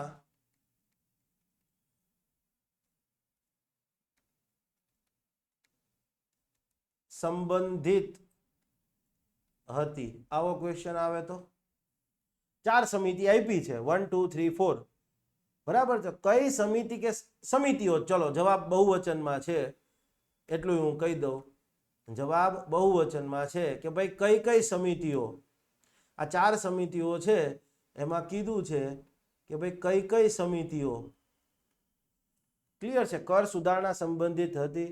તો આનો જવાબ આવશે, ક્લિયર છે, A B and C. A B and C. કારણ કે કેલકર ટાસ્ક ફોર્સ છે, યસ, એ FRBM એક્ટની અમલવારીને અસરકારક રીતે લાગુ કરવા માટેની ભલામણો માટેની હતી. કેલકર સમિતિને ટેક્સ સાથે કોઈ લેવા દેવા નહોતા. Kelkar task force on implementation of FRBM act, clear છે? FRBM એક્ટ જે આવ્યો હતો ને 2003, સોરી, સ્લીપ ઓફ ટંગ, અને સાલવારી યાદ નથી રહેતી, પણ ચાલો ભૂલ હોય તો તમે પાછા સુધાર લેજો. FRBM એક્ટની ઇફેક્ટિવ ઇમ્પ્લિમેન્ટેશન, અસરકારક અમલવારી, કે ભાઈ FRBM એક્ટ ઘડી તો નાખ્યો, પણ એની અસરકારક અમલવારી માટે શું કરવું જોઈએ, શું કરવું જોઈએ, એવી ભલામણો કરવા માટેની આ ટાસ્ક ફોર્સ હતી, ઇફેક્ટિવ ઇમ્પ્લિમેન્ટેશન. પણ યસ, આ કેલકર ટાસ્ક ફોર્સે કીધું હતું કે ભાઈ ભારતમાં જે કોઈ પણ બીજા પરોક્ષ કર લેવાય છે કેન્દ્ર સરકાર અને રાજ્ય સરકાર દ્વારા અલગ અલગ, કેન્દ્ર સરકાર સેન્ટ્રલ એક્સાઇઝ ડ્યુટી, બરાબર છે, એડિશનલ એક્સાઇઝ ડ્યુટી, બરાબર, special additional excise duty, custom duty, additional custom duty, special additional duty of customs, આવા અલગ અલગ બહુ બધા કર લેતી હતી. રાજ્ય સરકાર તો રાજ્ય સરકારનો વેચાણ વેરો, રાજ્ય સરકારનો એન્ટરટેનમેન્ટ ટેક્સ, ક્લિયર છે? તો આવા અલગ અલગ ટેક્સ લેતી બધાની કે ભેગા કરી દો અને એક જીએસટી જે છે, યસ, એક કમ્પ્રિહેન્સિવ જીએસટી ની ભલામણ કરી હતી.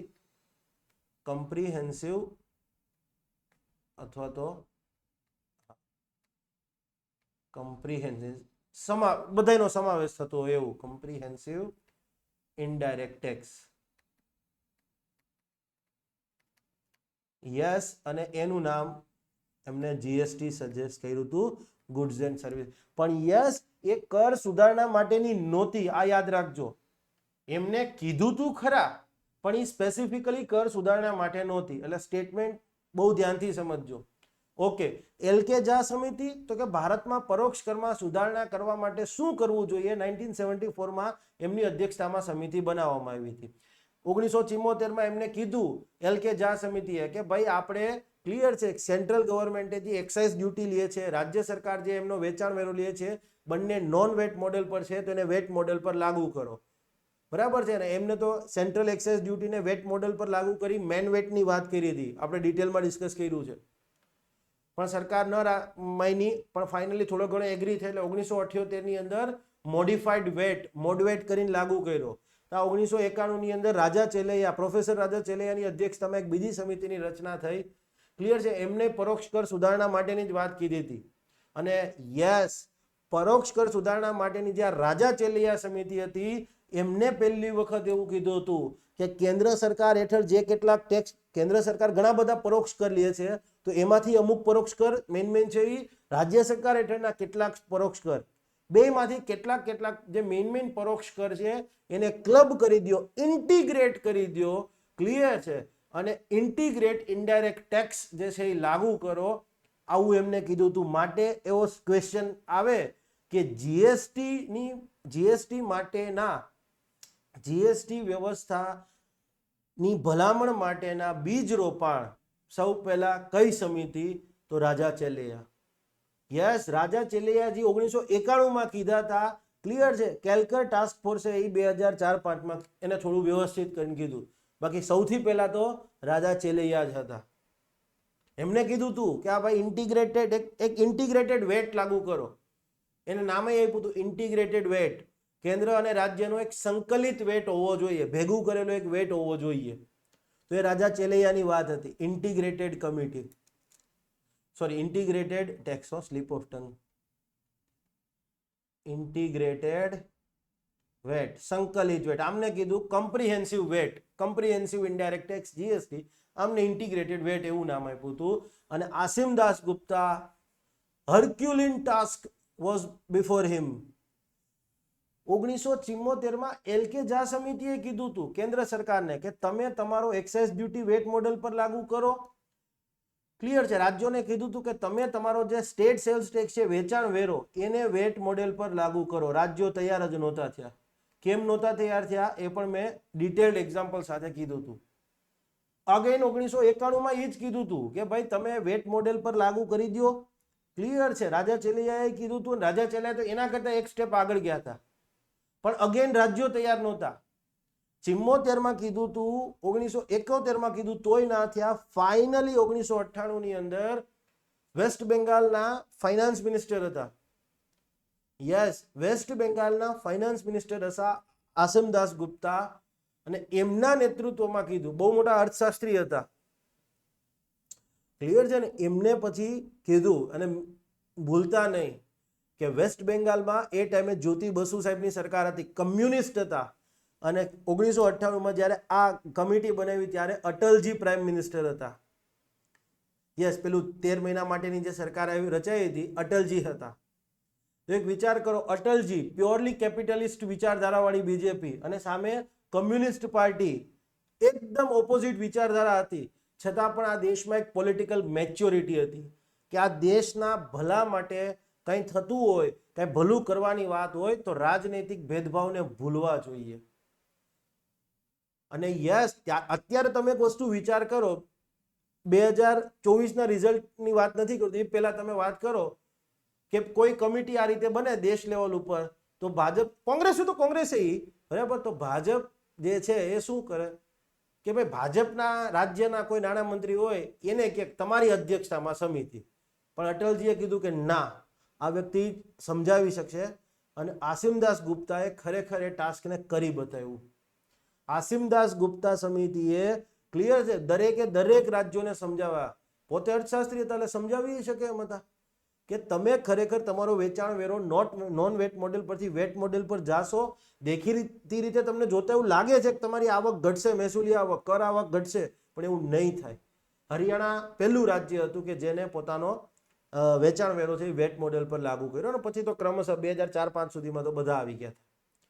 અને આસિમદાસ ગુપ્તા સમિતિ છે, યસ, આસિમદાસ ગુપ્તાના નેતૃત્વમાં જ, બરાબર છે, અટલજીએ બીજી એક સમિતિનું ગઠન કર્યું કે ભાઈ જીએસટી માટે આપણે પ્રારંભિક શું કરવું જોઈએ એ ભલામણો કરવા માટે કર્યું. ત્યાં 2004માં સરકાર બદલાઈ ગઈ. અગેન મનમોહનસિંહજી પ્રાઇમ મિનિસ્ટર બન્યા, અર્થશાસ્ત્રી. એમને અગેન આસિમદાસ ગુપ્તાના નેતૃત્વમાં જ એક સમિતિ તૈયાર કરી જીએસટીના માટેના જે ડ્રાફ્ટ તૈયાર કરવાની વાત હોય. ક્લિયર છે? જીએસટીનો જે ડ્રાફ્ટ તૈયાર, અત્યારે માનો કે જીએસટી હેઠળ 4 કાયદા છે mainly: CGST act, SGST act, UTGST act, અને પેલો કમ્પેન્સેશન સેસની વાત કરી છે, આઈજીએસટી એક્ટ, સોરી, અને એક બીજો પાંચમો થાય compensation act, GST compensation says act. આવો બી એક કાયદો છે, ના ખ્યાલ હોય તો. મેઇન તો આ 4 તો ખબર જ હશે: CGST act, SGST act, UTGST act અને આઈજીએસટી એક્ટ. આ 4 કાયદા માટેનો ડ્રાફ્ટ તૈયાર કરવા માટેની સમિતિના અધ્યક્ષ આસિમદાસ ગુપ્તા. હવે વિચાર કરો, આજે આપણે જે સીજીએસટી એક્ટ અને એસજીએસટી એક્ટના બધા કાયદા જોઈએ છે ને, એનો ડ્રાફ્ટ આ માણસે તૈયાર કરેલો હતો. બરાબર છે, મે બી તમને નહીં ખ્યાલ હોય માટે મને એવું કેવું લાગ્યું, બરાબર છે. આસિમદાસ ગુપ્તા મતલબ બરાબર છે, અનપેરેલલ કોન્ટ્રીબ્યુશન આ દેશની ઇકોનોમીની વાત આવે ત્યારે, બરાબર છે. અને આવા વ્યક્તિની તો વાત કરવી જ જોઈએ. ડાયરો કરો તો એવો ડાયરો કરો કે લોકોને કંઈક આમ, બરાબર છે. બાકી લેક્ચરોમાં તમે ઇતિહાસની વાતો આવે ને પછી એમાં બધું બરાબર છે. યસ, ક્વેશ્ચન બી સામે સોલ્વ થવા જોઈએ. મેં કીધું 3 કમિટીના અધ્યક્ષ હતા. એક તો રાજ્યોને વેટ મોડેલ પર એમનો વેચાણ વેરો લેવા માટેનું કહેવા માટે મેઇનલી તૈયાર કરો, એમને મનાવવા માટેની કમિટી, બરાબર. જીએસટીનું માળખા માટે, જીએસટીનું માળખું કેવું હોવું જોઈએ એના માટેની એ કમિટી, એના અધ્યક્ષ. જીએસટી કાયદાનો ડ્રાફ્ટ તૈયાર કરો. યસ, ક્લિયર છે. ચલો નેક્સ્ટ, ભારતીય પરોક્ષ કર માળખામાં ડ્યુઅલ જીએસટી વ્યવસ્થાનો રેફરન્સ કયા દેશની પરોક્ષ કર વ્યવસ્થામાંથી લેવામાં આવ્યો છે? આપણે અહીંયા ડ્યુઅલ જીએસટી છે ને, યસ, સીજીએસટી અને એસજીએસટી. ક્લિયર? તો એવું કીધું છે કે આપણું આજે સીજીએસટી અને એસજીએસટી વાળું મોડેલ છે, યસ, એનો રેફરન્સ કયા દેશની પરોક્ષ કર વ્યવસ્થામાંથી લેવામાં આવ્યો છે? In short, Indian GST model, India's GST model, goods and service tax model છે, યસ, એ કયા દેશના જીએસટી મોડેલ પર બેઝડ છે? તો આનો જવાબ આવશે કનાડા. ક્લિયર છે? કેનેડામાં પણ તમે જશો ને તો ત્યાં બરાબર છે એમનો ફેડરલ જીએસટી છે. યસ, આ ઇન્ડિયાનું માળખું થયું. કેનેડામાં એનો આપણો સીજીએસટી છે, ત્યાં ફેડરલ જીએસટી છે. યસ, આપણે રાજ્યોનો જીએસટી છે, ત્યાં પ્રોવિન્શિયલ જીએસટી છે. એ લોકો સ્ટેટ શબ્દ નથી પ્રયોગ કરતા, યુનિયન શબ્દ પ્રયોગ નથી કરતા. દે prefer federation and provincial. Clear છે? યસ, આવું એનસીઆરટી વાંચો ને તો ખ્યાલ આવે કે ભાઈ હા આવું બી કંઈક બને છે, આવી બી કંઈક વસ્તુઓ છે. જો કે એનસીઆરટી જીએસટીમાં નથી આપ્યું, એટલે સોરી, જીએસટી છે એ એનસીઆરટીમાં કંઈ એટલું બધું નથી આપ્યું, પણ યસ, પ્રોવિન્શિયલ ને ફેડરલ વર્ડ માટે ત્યાંથી જ આવશે. બરાબર છે? યસ. નેક્સ્ટ, સીજીએસટી લાગુ થવાના પરિણામે રાજ્યોને સંભવિતપણે મહેસૂલી આવકમાં થઈ રહેલા નુકસાનની ભરપાઈની ગણતરીમાં તેઓને કયા નાણાકીય વર્ષમાં થયેલી મહેસૂલી આવકને રેફરન્સ તરીકે લેવામાં આવે છે અથવા આવશે? જ્યારે જીએસટી લાગુ કરવાની વાત હતી ત્યારે આપણે મોદી સાહેબના જૂના વિડીયો જોયેલા જ છે, બરાબર, તમે બધાએ જોયેલા હશે. રાજ્યો તૈયાર જ નહોતા. રાજ્ય સરકારો એવું કીધું કે અમે જીએસટી લાગુ કરશું એટલે અમારી આવક જે છે એ ઘટી જશે. કેન્દ્ર સરકારે કીધું કે ના ભાઈ એ નહીં થાય, ચિંતા ન કરતા, પણ રાજ્યો તૈયાર જ નહોતા. તો ફાઇનલી કેન્દ્ર સરકારે એક પ્રોમિસ આપ્યું કે એક કામ કરો, તમે જીએસટી લાગુ કરો, તમારી જીએસટી લાગુ થયા પછીની આવકમાં કાંઈ નુકસાન જશે તો આવનારા 5 વર્ષ સુધી તમને એ નુકસાનની ભરપાઈ કરી દેવામાં આવશે. ક્લિયર છે? 5 વર્ષ સુધી નુકસાનની ભરપાઈ કરવામાં આવશે, પણ કોઈક રેફરન્સ તો લેવું પડે ને કે આ વર્ષમાં થયેલી આવક. યસ, ક્લિયર છે? એનો એક રેફરન્સ લેવો પડે. તો કયું વર્ષ રેફરન્સ તરીકે લેવામાં આવ્યું હતું? તો કે ફાઇનાન્શિયલ યર 2015-16. માનો કે ગુજરાત એમ કે તો સિમ્પલ એવું હતું કે જીએસટી લાગુ થયું અને ગુજરાતને માનો કે 17માં લાગુ થયું ને 1 જુલાઈથી, આઈ થિંક, હા 31 જુલાઈ ઓર 1 જુલાઈ, મને એક્ઝેક્ટ ડેટ નથી ખબર, ખોટું નહીં કહું, બરાબર છે. તો માનો કે ગુજરાતને 2017ના વર્ષની અંદર જે આવક થઈ જીએસટી લાગુ થયા પછી, ધારો કે જસ્ટ સમજવા માટે અબજો રૂપિયા હશે, પણ જસ્ટ સમજવા માટે 100 રૂપિયા આવક થઈ, અને હવે ચેક કરવામાં આવ્યું કે 15-16ના વર્ષમાં આ ટાઈમ પીરિયડમાં ગુજરાત સરકારને 110 રૂપિયા આવક થઈ હતી. તો 10 રૂપિયાનું નુકસાન ગયું. યસ, તો આ રેફરન્સ કયો લેવામાં આવ્યો? 2015-16નો. પછી આગળ જતા 14%નો રેવન્યુ રાઇઝ પણ કન્સિડર કરવાની વાત છે, પણ એ અત્યારે નથી સમજવાનું. એના માટે તમારે પહેલા જીએસટી સમજવું પડે, બરાબર, પછી એ 14%. ક્યાંય ક્વેશ્ચન આવે કે જીએસટીમાં કમ્પેન્સેશન માટે રાજ્યોની મહેસૂલી આવકમાં કેટલા ટકાનો વધારો દર વર્ષે માન્ય રાખવામાં આવ્યો હતો મહેસૂલી આવકમાં, તો 14%, એવું લખી નાખજો, તમે ગોખવામાં એક્સપર્ટ છો. યસ, પણ અહીંયા 2015-16નું વર્ષ, પછી દર વર્ષે 14%નો રેવન્યુ રાઇઝ કરી અને કન્સિડર કરવાની વાત છે, પણ એ બહુ ટુ મચ હાઈ થઈ જશે અત્યારે એને સમજાવવું માટે. Okay, next, Akhilesh Ranjan task ફોર્સના અધિકૃત આદેશ અન્વયે નીચે પૈકીની કઈ બાબતોમાં ભલામણ કરવાની જોગવાઈ હતી? જુઓ, ટાસ્ક ફોર્સ આવે,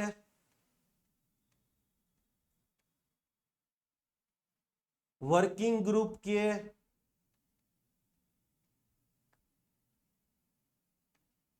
એક્સપર્ટ ગ્રુપ કે,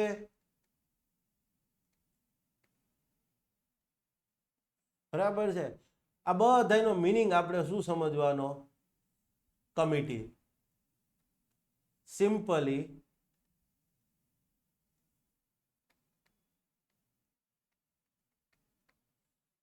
એમ્પેનલ્ડ ગ્રુપ કે જે કે આપણે કમિટી સમજવાનું. આ બધાનો સિમ્પલ મિનિંગ થાય કમિટી. તો એવું કે અખિલેશ રંજન કમિટી છે એનો અધિકૃત આદેશ છે એનામાં નીચે પૈકીની કઈ બાબતમાં ભલામણ કરવાની જોગવાઈ હતી? ક્લિયર છે, સિમ્પલ ક્વેશ્ચન છે, ક્લિયર છે. પહેલી વસ્તુ, જીએસટી રેટ્સનું તર્કસંગતીકરણ, rationalisation of GST rates. No, actually GST સાથે કોઈ લેવા દેવા જ નથી, તો યસ. જીએસટી કમ્પેન્સેશન સેસ સંબંધિત સુધારણા? નો, બરાબર છે. પ્રત્યક્ષ કર કોડ, ડાયરેક્ટ ટેક્સ કોડ સંબંધિત સુધારણા? યસ, ક્લિયર છે. બેઝિકલી ઇન્ડિયાની જે ઇનડાયરેક્ટ ટેક્સ સિસ્ટમ હતી એમાં જબરજસ્ત આપણે સુધારા કર્યા અને બહુ મોટો સુધારો, એપોચ મેકિંગ, એક નવો યુગ આરંભ થયો અને જીએસટી લાગુ કર્યું. તો હવે સરકારે કીધું કે ભાઈ આપણે જીએસટી પરોક્ષ કર વ્યવસ્થામાં આવા ધરખમ સુધારણા કરી અને જીએસટી લાગુ કર્યું અને દેશની ઇકોનોમીમાં એની ઇમ્પેક્ટ જોવા મળી. તો હવે આપણે પ્રત્યક્ષ કર, પરોક્ષ કરમાં તો થઈ ગયું, હવે પ્રત્યક્ષ કરમાં આવું કંઈક કરીએ તો એટલીસ્ટ આજે શરૂઆત કરી દો. ક્લિયર છે. 2004 અટલજીના ટાઈમમાં અટલજીની ઘરે એક બેઠક મળેલી હતી. અટલજી પીએમ હતા ત્યારે. અટલ બિહારી વાજપેયી, સી રંગારાજન, આઈજી પટેલ અને વાયવી રેડ્ડી. ક્લિયર છે. યસ, અટલજી, સી રંગારાજન, આઈજી પટેલ અને વાયવી રેડ્ડી, આ ચાર લોકોની એક, અને યશવંત સિન્હા સર, બરાબર છે, ત્યારે then he was a finance minister, બરાબર, ઓફ યુનિયન ગવર્મેન્ટ. તો આ પાંચે જણા લોકોની એક બેઠક મળેલી હતી અને કહેવાય છે કે ત્યારથી નક્કી થયું હતું કે ભાઈ જીએસટીનું કાંઈક તો કરવું પડશે. તો લગભગ આપણે 15-17 વર્ષે એ જીએસટી લાગુ કરી શક્યા. ક્લિયર છે. 16માં બધી વસ્તુઓની શરૂઆત થઈ. તો એવું કીધું કે ભાઈ પરોક્ષ કરમાં તો આપણે સુધારણા કર્યા, 16-17 વર્ષ લાગી ગયા. તો આજે આપણે હવે ખરેખર, બરાબર છે, પ્રત્યક્ષ કરમાં, ડાયરેક્ટ ટેક્સ કરમાં પણ આવું કંઈક કરવું જોઈએ. અને દુનિયામાં બધી દેશોમાં આ વાત, બિઝનેસ અક્રોસ ધ વર્લ્ડ કહેવામાં આવે છે કે ઇન્ડિયન ટેક્સ સિસ્ટમ, ખાસ કરીને ડાયરેક્ટ ટેક્સ સિસ્ટમ છે, એમાં ઘણા બધા સુધારણા જરૂરી છે. બરાબર, ટેક્સ સિસ્ટમને સિમ્પ્લિફાય કરવા માટેની વાત છે. તો યસ, એના માટેની પહેલી કમિટી બનાવી હતી. ક્લિયર છે, અખિલેશ રંજન ટાસ્ક ફોર્સ. જેમ જીએસટી ની શરૂઆત આપણે મૂળ જોયા હતા, તો એમાં પહેલી આવી હતી 1974ની એલકે ઝા સમિતિ. તો યસ, અહીંયા ડાયરેક્ટ ટેક્સમાં સુધારણા માટેની પહેલી ટાસ્ક ફોર્સ આવશે અખિલેશ રંજન ટા. એકચ્યુઅલી આમાં નામ એવું હતું, અરવિંદ મોદી કેવું કંઈક નામ હતું. એક્ઝેક્ટ હું જોઈન કહું તમને, એક મિનિટ જ ટાઈમ લાગશે.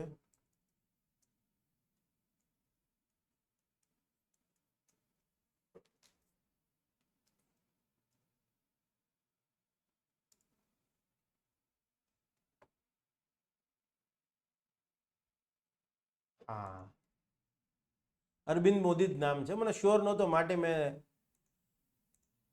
યસ, અગાઉ અરવિંદ મોદી હતું. અરવિંદ મોદી રિટાયર્ડ થઈ ગયા. બેઝિકલી આઈઆરએસ ઓફિસર હતા, બરાબર છે. યસ, ઇન્કમ ટેક્સમાં, અને એમના અને સીબીડીટીના મેમ્બર બી હતા, પણ એ રિટાયર્ડ થઈ ગયા સર્વિસમાંથી. પછી કમિટી જે છે એમાં અધ્યક્ષ તરીકે આવ્યા અખિલેશ રંજન, એ પણ આઈઆરએસ ઓફિસર જ હતા. ક્લિયર છે. ઓકે, ભારતીય કર વ્યવસ્થાના અનુસંધાનમાં નીચે આપેલ વિધાનો પૈકીનું કયું અથવા કયા વિધાન ખોટા નથી? ખોટા નથી ઇટ મીન્સ સાચા છે ભાઈ. ઓકે. કરપાત્ર આવકને ખર્ચ કરવા માટે ધારાસભાની મંજૂરી આવશ્યક છે. એવું કહે છે કે સરકારે કરની ઉઘરાણી કરી અને હવે એ કરની ઉઘરાણીમાંથી જે આવક થઈ એને ખર્ચ કરવા માટે સરકારે એને માનો કે ખેતીમાં ખર્ચ કરવી હોય, ઇન્ફ્રાસ્ટ્રક્ચરમાં કે ક્યાંય પણ કરના માધ્યમથી સરકારને આવક થઈ, હવે એને ખર્ચ કરવા માટે જે તે જગ્યા ક્ષેત્રમાં ખર્ચ કરવો હોય તો ધારાસભાની મંજૂરી આવશ્યક છે. કેન્દ્ર સરકાર હશે તો સંસદ, રાજ્ય સરકાર હશે તો રાજ્ય વિધાનમંડળ. મંજૂરી આવશ્યક છે. આ સ્ટેટમેન્ટ સાચું છે. કારણ કે કરપાત્ર આવક ક્યાં જાય? ભારતના એકીકૃત ફંડમાં. ભારતના એકીકૃત ફંડમાંથી રૂપિયાનો ઉપાડ કરવો હોય તો ખ્યાલ આવી ગયો? યસ. તમામ પ્રકારના કર લાદવા વૈધાનિક જોગવાઈ જરૂરી છે. યસ, અગેન આ સ્ટેટમેન્ટ સાચું છે. આઈ થિંક બંધારણનો આર્ટિકલ 265 છે, જો મારી ભૂલ ના થતી હોય તો. યસ, અને આપણા બંધારણમાં સ્પષ્ટ લખ્યું છે, no tax shall be imposed without authority of law. કાયદાકીય પીઠબળ વગર એક પણ પ્રકારનો ટેક્સ વસૂલી શકાશે નહીં. એક પણ ટેક્સ. ભારતમાં એવો એકેય ટેક્સ નહીં હોય કે જે કાયદા હેઠળ મતલબ લેવાતો નહીં. બધા ટેક્સ માટે કાયદો પહેલા ઘડવો જરૂરી છે, પછી જ સરકાર ટેક્સ લઈ શકે. આપણે કોઈ પણ પ્રકારની બરાબર ટેક્સ નહીં, કોઈ પણ પ્રકારનો દંડ લેવો હોય ને તો ટેક્સ સરકારે કાયદાનું પીઠબળ જોઈએ.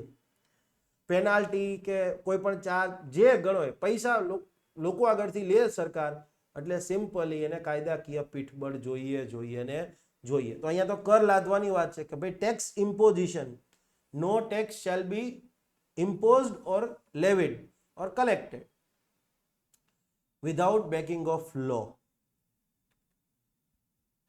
ઇમ્પોઝિશન ઓફ ટેક્સીસ.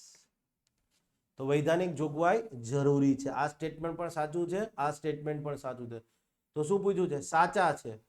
તો યસ, સી ખોટા નથી. યસ, બંને ખોટા નથી. ક્લિયર છે?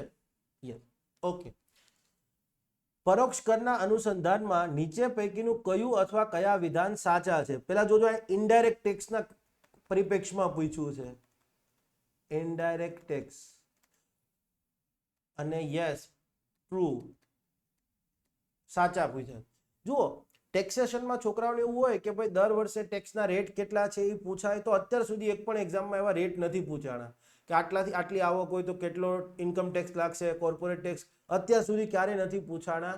ક્લિયર છે? અને તમારી નેક્સ્ટ જીપીએસસીમાં તો આ વર્ષના બજેટમાં નહીં જ પૂછાય, કારણ કે નેક્સ્ટ જીપીએસસીમાં તમે જ્યારે આપશો ત્યારે બજેટ 2025 આવી ગયું હશે. એસટીઆઈની ગેરંટી નહીં, બરાબર છે. જીપીએસસીની અત્યારના ટાઈમમાં તો કોઈ ગેરંટી નથી, કારણ કે આ લોકો શું કરે છે, બરાબર. એક વસ્તુ કહું, હું કોઈ જેન્યુઅનલી આ એક મારો અભિપ્રાય કહી રહ્યો છું, કોઈ ટીકા નથી કરી રહ્યો. હું ટીકા પણ આને નહીં ગણું, જેન્યુઅન ક્રિટિસિઝમ છે, પણ છતાં હું એને નથી ગણતો. મારો અભિપ્રાય છે, દાસા સાહેબના ટાઈમમાં શું હતું કે ચલો 4 ક્વેશ્ચન, 400માંથી 4 ક્વેશ્ચન ખોટા પડે તો પડે, પણ ક્વેશ્ચનનું લેવલ જે છે એ અપ લઈ જાઓ. ક્વેશ્ચનનું લેવલ ઓફ ડિફિકલ્ટી છે એમને એ રીતે સેટ કર્યું હતું કે છોકરાઓ સારી રીતે એક નેક્સ્ટ લેવલ પર. અધરવાઇઝ તો જીપીએસસીમાં શું થતું હતું, 4 બુકો વાંચી નાખો કામ પતી જતું હતું, પણ એમને એ માહોલ જ બદલી નાખ્યો અને માટે આપણા છોકરાઓ પણ યુપીએસસી તરફ વળતા થયા. બરાબર. એમના ગયા પછી જે વર્તમાનમાં જે છે, બરાબર, એમના ટાઈમમાં શું થયું, ફરી પાછું એ જ મોડેલ લાવી દેવામાં આવ્યું. બરાબર છે, ફરી પાછું એ મોડેલ લાવી દેવામાં આવ્યું. મને ખુદને ખબર નથી કે સરકાર પાસે આટલા બધા આઈએએસ, ડાયરેક્ટ આઈએએસ છે, તો પછી ડાયરેક્ટ આઈએએસ ને કેમ નહીં અપોઇન્ટ કર્યા હોય? કારણ કે તમે સમજો, ડાયરેક્ટ આઈએએસ છે તો યુપીએસસી પાસ કરીને આવ્યો છે, એને ખબર છે ક્વેશ્ચનનું લેવલ શું હોવું જોઈએ. યસ, આટલા બધા રિટાયર્ડ આઈએએસ છે, ડાયરેક્ટ આઈએએસ છે, બરાબર છે. અને કદાચ, અને દરેક માણસની કેવું છે, એક પોતાની એક હ્યુમન નેચર હોય જ. તો મને એવું લાગે છે કે ભાઈ વર્તમાન બોડી છે એવું વિચારે, એમના ટાઈમમાં જે ક્વેશ્ચનો આવતા હતા એ ટાઈપના જ ક્વેશ્ચનો અત્યારે છે. અને નો રિસ્ક, કોઈ ખોટું પડવું ના જોઈએ, કોઈ આન્સર કીના છબરડા બાબતે કાંઈ કોર્ટ કેસ ના થવા જોઈએ, સેફ, પ્લે સેફ. આ મારો વ્યક્તિગત અભિપ્રાય છે, હું કોઈની ટીકા પણ નથી કરી રહ્યો, પણ મને એવું લાગે છે યસ કે ભાઈ પ્લે સેફ, કોઈ કોર્ટ કેસ કે કાંઈ કશું ના થવું જોઈએ. અને બ્યુરોક્રેસીની આ જ બ્યુટી છે, બરાબર છે. બ્યુરોક્રેસી હંમેશા પ્લે સેફમાં જ વિચારે. તમે હું લખીને રાખું, તમે 20 વર્ષ નોકરી કરશો ને, તમારી રિસ્ક ટેકિંગ એબિલિટી ઝીરો થઈ જશે. કારણ કે સરકારી વ્યક્તિ યસ, આ વાસ્તવિકતા છે. નોકરી માટે તમે જોયું દુનિયામાં કોઈ વ્યક્તિએ નોકરી, રોમન સૈની સર આઈએએસ હતા, નોકરી મૂકી દીધી, બરાબર છે, તો આવડી મોટી અનએકેડમી જેવી બ્રાન્ડ બનાવી શક્યા. ખ્યાલ આવ્યો? કદાચ મે બી આવું મને મારો વ્યક્તિગત ઓપિનિયન છે, બની શકે હું ખોટો પણ હોઈ શકું, બરાબર છે, બની શકે મારા અભિપ્રાય સાથે તમે એગ્રી ન પણ કરતા હો, પણ આ મારું માનવું બહુ કન્વિન્સિંગ છે કે ભાઈ હા. ને આપણે માનીએ, ભગવાનને પ્રાર્થના કરીએ કે નેક્સ્ટ ટાઈમ જે બોડી આવે એમાં દાસા સાહેબ જેવા કોઈક વ્યક્તિ આવી જાય, હસમુખ પટેલ સાહેબ આવી જાય કે ભાઈ આ પેપર તમે જુઓ, પેલા માણસે તલાટીનું એનું લેવલ અપ કરી દીધું. વિચાર કરો, હસમુખ પટેલ આઈપીએસની હું વાત કરું છું, બરાબર છે. ભવિષ્યમાં ક્યારેય મળ્યો નથી, but I wish I could meet that honest officer, બરાબર છે. મેં નાનપણથી એમના કિસ્સા બહુ સાંભળેલા છે ફેમિલીમાં. યસ, બરાબર છે. હોપફુલી ક્યારેક મળીએ તો આનંદ થશે. ઓકે, પરોક્ષ કરના સંદર્ભમાં ક્લિયર છે, કયું અથવા કયા વિધાન સાચા છે એવું પૂછ્યું છે. ઓકે, નીચી આવક ધરાવતા વર્ગ પર ઊંચો પરોક્ષ કર અથવા તો પરોક્ષ કરે કહેશો તો ચાલશે, પરોક્ષ કર આર્થિક ભારણ સમાન ગણવામાં આવે છે. શું કીધું? નીચી આવક વાળા વર્ગ પર પરોક્ષ કર અથવા ઊંચો પરોક્ષ કર. આ નહીં લખો તો પણ સ્ટેટમેન્ટ સાચું, મતલબ સ્ટેટમેન્ટ માન્ય રહેશે. ચલો, સાચું છે, કહી દીધું. યસ, આ સ્ટેટમેન્ટ સાચું છે. નીચી આવક ધરાવતા વર્ગ, જે ઓછી આવક ધરાવતો વર્ગ છે એની ઉપર પરોક્ષ કર છે, આર્થિક ભારણ છે. કઈ રીતે? લેટ સે ફોર એક્ઝામ્પલ, પર્સન એ છે, બરાબર છે, ₹5000 પ્રતિ માસ. પર્સન બી છે, ₹50,000 પ્રતિ માસ, પર મંથ. પર્સન સી છે, ₹500,000, તો 5 લાખ જ હવે લખી દો પ્રતિ માસ, કે એટલે 1000. અને વ્યક્તિ ડી છે, ₹5 કરોડ પ્રતિ માસ. Everyone wish to be here, બરાબર છે. બધા અહીંયા ઈચ્છે કે હા આપણે અહીંયા પહોંચીએ, પણ યસ, ડાયરેક્ટ અહીંયા નહીં પહોંચી શકાય, અહીંથી જ આમ જવું પડશે, બરાબર છે. અને યસ, અહીંથી અહીંયાની જે જર્ની છે ને, એ જ તમને શીખવશે કે અહીંયા કેમ પહોંચવું. ખાસ કરીને બિઝનેસ વાળા માટે આ જર્ની જ તમને શીખવાડશે કે અહીંયા કેમ પહોંચવું. ક્લિયર છે? ઓકે, તો આ તો એક ઓન્ટરપ્રિન્યોરશિપની વાત કરી, પણ હું ફરી પાછો નીકળી જાઉં છું. ઓકે, હવે તમે એક વસ્તુ વિચાર કરો કે જસ્ટ એક હું રેન્ડમ એક્ઝામ્પલ આપું છું. આમ તો એ ચારેય કોઈ દિવસ એક હોટલમાં, એક સેમ હોટલમાં તો નહીં જાય, પણ જસ્ટ એક રેન્ડમ એક્ઝામ્પલ, બહુ એટલે બહુ રેન્ડમ એક્ઝામ્પલ. ધારો કે મિલ્ક છે, મિલ્ક, એની ઉપર જીએસટી લેવામાં આવતો નથી. જીએસટી લાગુ, દૂધ ઉપર ક્યાંય જીએસટી નથી, તમને ખ્યાલ છે જ, બરાબર છે. માનો કે વેજીટેબલ્સ છે, વેજીટેબલ્સ એન્ડ ફ્રૂટ્સ, એની ઉપર જીએસટી લેવામાં આવતો નથી. ઓકે, પણ હવે માનો કે લેટ સે ફોર એક્ઝામ્પલ, જસ્ટ ખાલી એક એક્ઝામ્પલ આપી રહ્યો છું, એક્ઝામ્પલ, ધારો કે મિલ્ક પર જીએસટી થઈ જાય, જીએસટી ધારો કે 5%, મિલ્ક ઉપર 5% જીએસટી થઈ જાય. જસ્ટ આ એક રેન્ડમ એક્ઝામ્પલ છે. એક વસ્તુ વિચાર કરો કે ધારો કે 60 રૂપિયાનું લીટર મિલ્ક આવે છે, 60 પર લીટર, બરાબર છે, પ્લસ 5% જીએસટી, કેટલા રૂપિયા થાય? 6 × 5 = 3 રૂપિયા. તો આ દૂધ કેટલા રૂપિયાનું થયું? ₹63 થયું. હવે માનો કે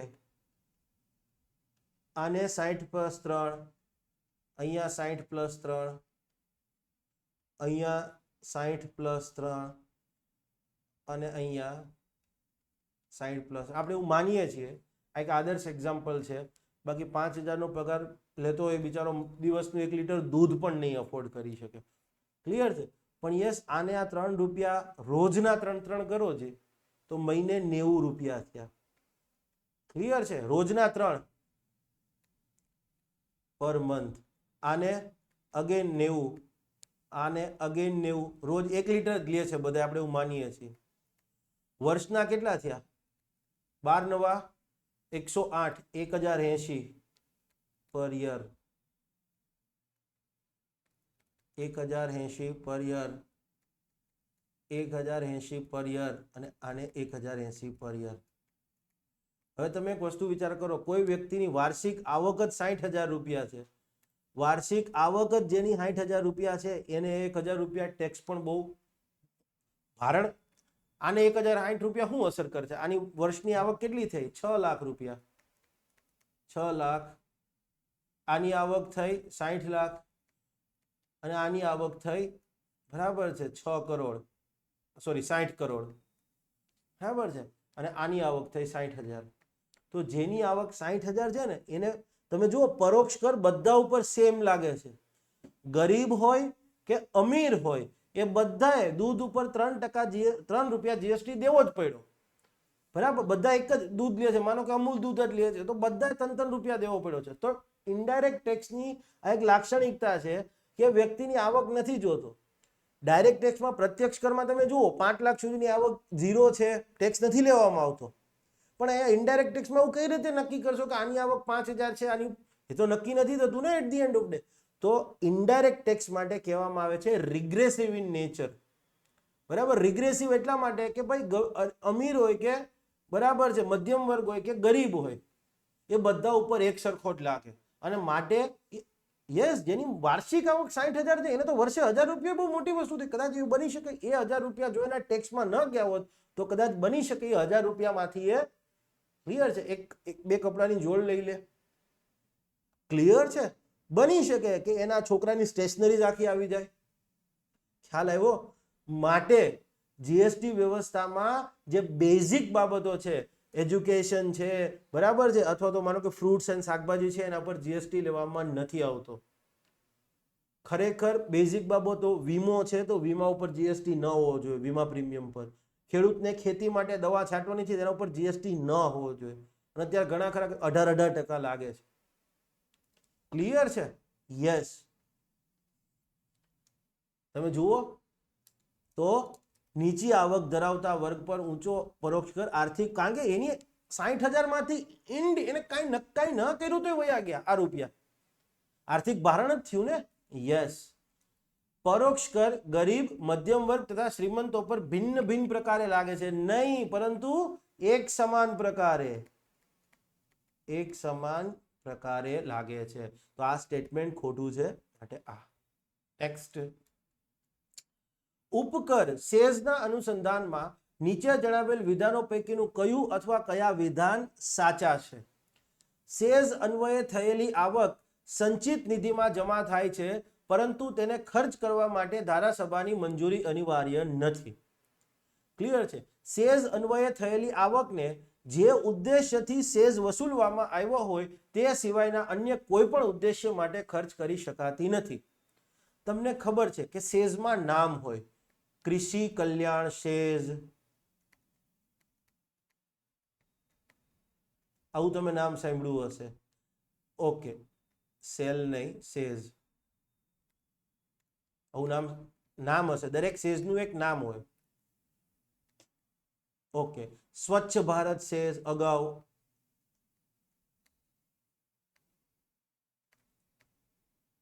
ઓકે, અત્યારે માનો કે health and wellness says,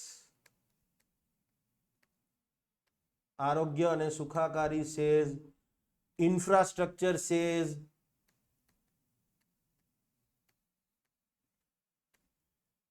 petrol અને ડીઝલ ઉપર લાગે છે road and infrastructure says. Clear છે? આ અગાઉ હતા, હાલ નથી લાગતા. આ હેલ્થ એન્ડ વેલનેસ હાલ લાગે છે, રોડ એન્ડ ઇન્ફ્રાસ્ટ્રક્ચર સેઝ પણ હાલમાં લાગુ છે. તમે ઇન્કમ ટેક્સ ચૂકવો ને, ક્લિયર છે, તો યસ એમાં હેલ્થ એન્ડ વેલનેસ સેઝ આવે છે. બરાબર. રોડ એન્ડ ઇન્ફ્રાસ્ટ્રક્ચર સેસ જે છે પેટ્રોલ ડીઝલમાં આવે છે, એડ થઈને જ આવે છે, ભલે આપને નથી ખબર હોતી, બરાબર છે.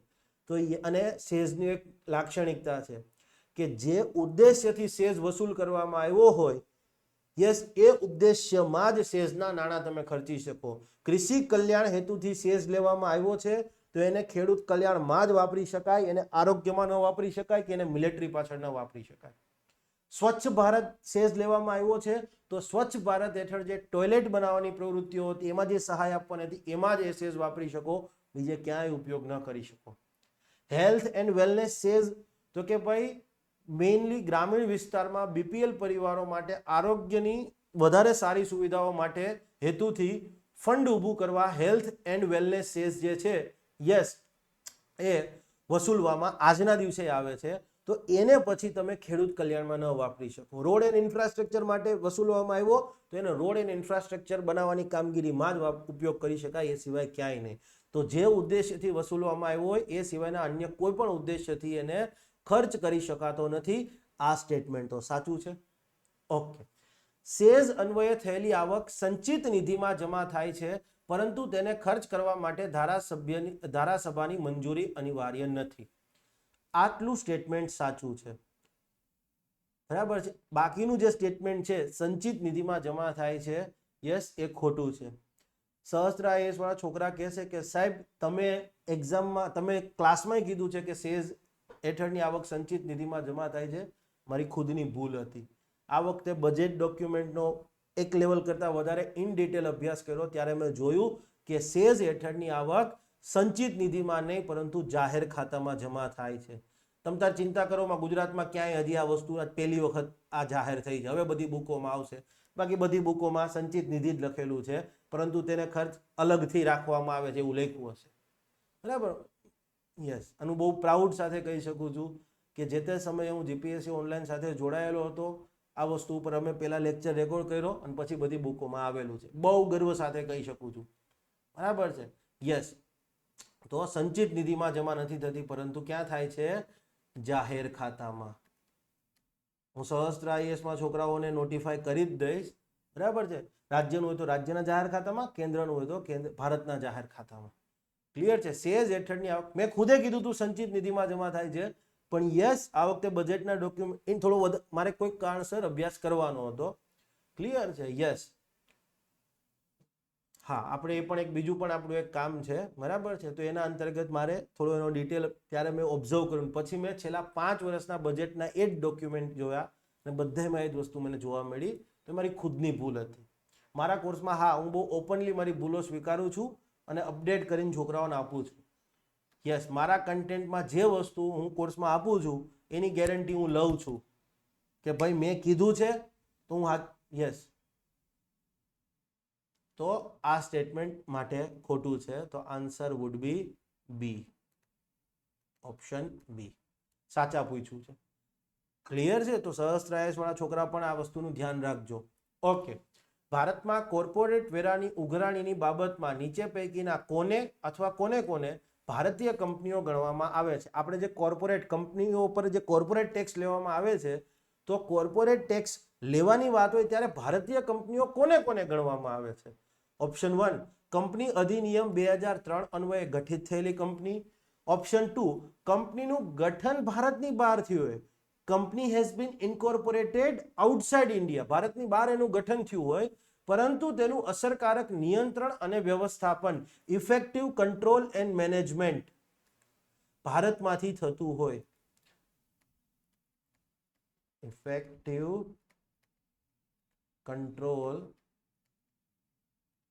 And management. અગાઉ કંપનીઓ શું કરતી હતી કે ભાઈ ભારત, હવે જો કંપની અધિનિયમ હેઠળ ગઠિત થયેલી કંપની તો ભારતીય કંપનીઓ જ ગણવામાં આવશે. ભારતમાં કોર્પોરેટ ટેક્સ છે એ વસૂલવાની વાત હોય ત્યારે કંપનીઓને 2 પ્રકારની જોવામાં આવે છે, ભારતીય કંપનીઓ અને ભારતની ન હોય એવી વિદેશી કંપનીઓ. હવે કેવું થતું હતું કે પેલી ડબલ ટેક્સેશન અવોઇડન્સ એગ્રીમેન્ટ હતા. એટલે એવું શું કે ભાઈ તમે કોઈ એક દેશમાં ટેક્સ ચૂકવી દો, બરાબર, એ દેશની કંપનીઓ તમે એ દેશમાં ટેક્સ ચૂકવી દો, તમારે ભારતમાં ટેક્સ ના ચૂકવવો પડે. તો ભારત વાળા શું કરતા હતા આપણા બિઝનેસમેન કે ભારત, માનો કે ઇન્ડિયા અને મોરિશિયસ વચ્ચે એક એગ્રીમેન્ટ હતો, તો ભારતના બિઝનેસમેન મોરિશિયસમાં જઈ અને કંપની પોતાની બનાવે, કંપની રજીસ્ટર કરે, અને એ કંપની પછી એવું બતાવે ભારતમાં બિઝનેસ કરે, એટલે જે કંઈ પણ એનો નફો થાય એની ઉપર મોરિશિયસમાં 5% 10% લેખે ટેક્સ ચૂકવી દે. એટલે ભારત સરકારને કહે, જો ભાઈ આ તમે double taxation avoidance agreement sign કર્યો છે, તો કે હા, અને એના અંતર્ગત કીધું છે કે એક દેશમાં મોરિશિયસમાં હું ટેક્સ ચૂકવી દઉં, મારે ભારતમાં નહીં ચૂકવવો પડે, તો મોરિશિયસમાં મેં એ મોરિશિયસના ટેક્સ રેટ છે એ મુજબ ટેક્સ ચૂકવી દીધો. અચ્છા, એવું સરકાર કહે એમ? કે અમે ભણીને આવ્યા છીએ, યુપીએસસી પાસ કરીને આવ્યા છીએ, એટલે હવે એક નવી ડેફિનેશન કે કોને ભારતીય કંપની ગણવાની, કે ભલે કંપનીનું ગઠન, કંપનીની સ્થાપના ભલે ભારતની બહાર થઈ હોય, પણ જો એનું ઇફેક્ટિવ કંટ્રોલ એન્ડ મેનેજમેન્ટ, એનું અસરકારક, એનું નિયંત્રણ જેના હાથમાં હોય એ વ્યક્તિ ભારતમાં હોય, એનું મેનેજમેન્ટ કરનાર વ્યક્તિ ભારતમાં હોય, બરાબર છે, તો એને ભારતીય કંપની જ ગણવામાં આવશે. તો આ ટેક્સ રિફોર્મના ભાગરૂપે ભારતીય કંપનીની ડેફિનેશન છે એનું વિસ્તરણ કરવામાં આવ્યું હતું. માટે આ બંને વિકલ્પ, yes, option she is a correct answer. Clear છે?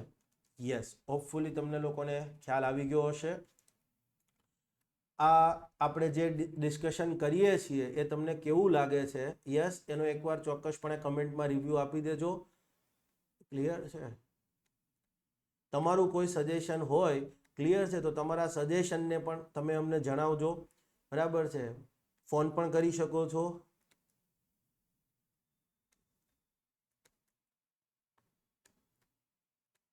પીડીએફ તમારે જોતી હોય તો મેં કીધું કે લિંક નીચે ડિસ્ક્રિપ્શન બોક્સમાં આપણી ચેનલની આપી દીધી છે, અને આપણી ચેનલનો ઉદ્દેશ્ય જ એ છે કે મેક્સિમમ તમારા લોકો સુધી, ક્લિયર છે, અમે રીચ આઉટ કરી શકીએ. ક્લિયર?